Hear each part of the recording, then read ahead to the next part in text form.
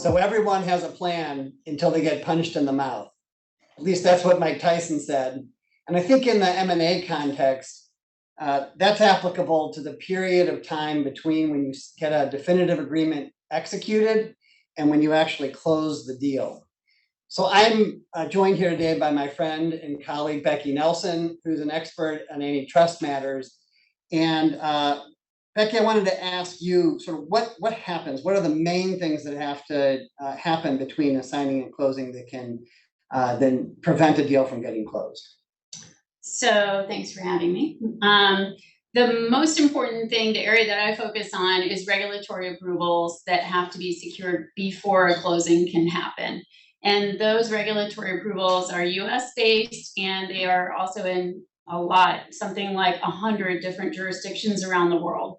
If you trigger those approval requirements, you can't close your deal until you make the filing and go through that process.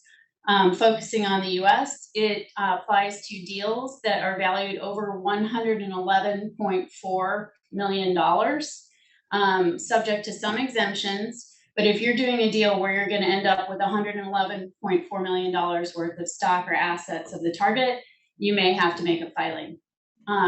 Well, as you know, from all the times we work together, they can take a lot of time to prepare and be very complicated for some clients. And then when you make that filing, the government has 30 days to review it and ask questions about the deal. If you're successful in that 30-day period, you may close at the end of it. And if the government is very concerned about the deal, you may end up with what's called a second request, which is a huge request for documents and information, costs a lot of money to comply. Both parties have to comply. And then it postpones closing of the deal until you successfully comply with the second request and the government signs off.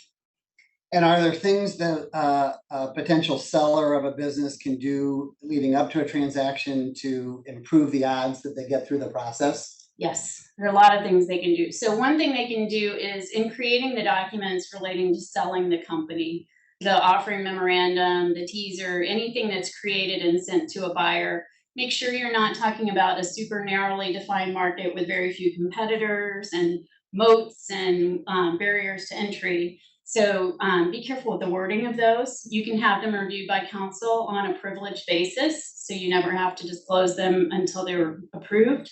Another thing you can do is select your buyer carefully, because if you pick a buyer that's private equity fund that doesn't have any related holdings, something like that, you're not going to be reporting anything that would concern the government, and your deal can get approved very quickly.